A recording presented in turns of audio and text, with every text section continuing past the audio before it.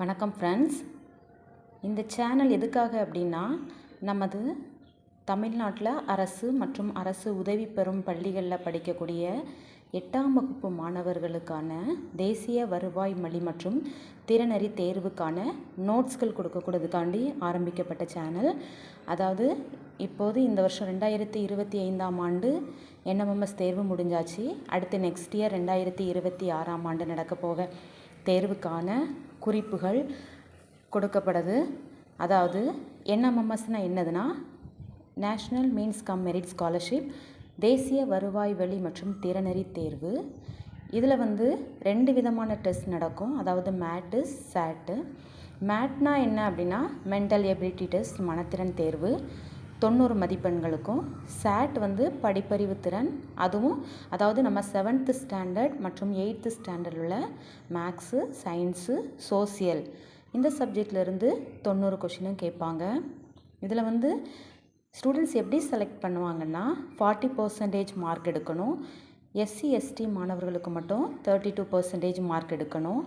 இதுக்கான ஸ்காலர்ஷிப் எப்படின்னா, மாதந்தோறும் அதாவது 9th 10th 11th 12th இந்த 4 வருஷமும் ஒவ்வொரு மாதமும் 1000 ரூபான்ட்டு 4 வருஷத்துக்கு 48,000 கொடுக்குறாங்க.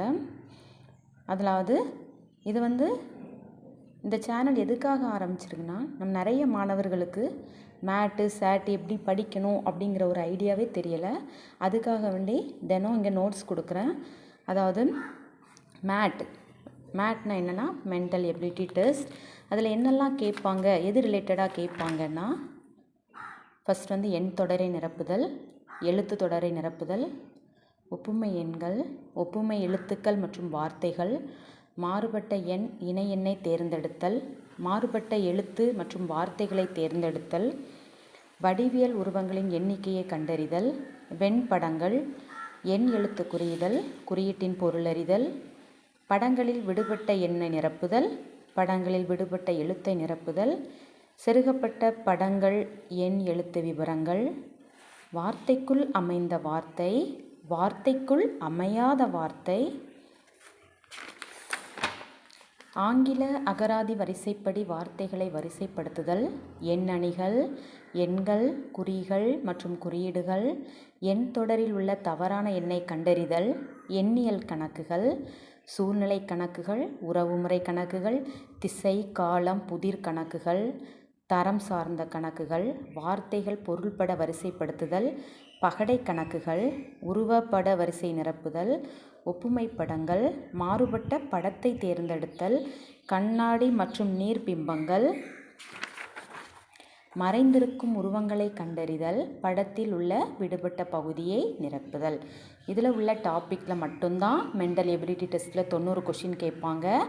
அதுக்கடுத்ததாக சேட்டு, அதாவது நம்மளோட 7th 8th சப்ஜெக்ட்லேருந்து மேக்ஸு 20 மார்க்ஸ்க்கும், சயின்ஸு 35க்கும், சோசியல் சயின்ஸு 35க்கும் மொத்தமாக எவ்வளோனா 90 கொஸ்டின்ஸ் கேட்பாங்க. அதில் நமக்கு மேட்டில் 40% மற்றும் சர்ட்டில் 40% மார்க் எடுத்தாலே போதும், ஈஸியாக ஜெயிச்சிடலாம், ஈஸியாக எக்ஸாமில் பாஸ் பண்ணிடலாம். அதாவது டெய்லி நம்மளோட வீடியோஸை பாருங்கள், நம்ம சேனலை லைக் பண்ணுங்கள், ஷேர் பண்ணுங்கள், சப்ஸ்கிரைப் பண்ணுங்கள். NK home education.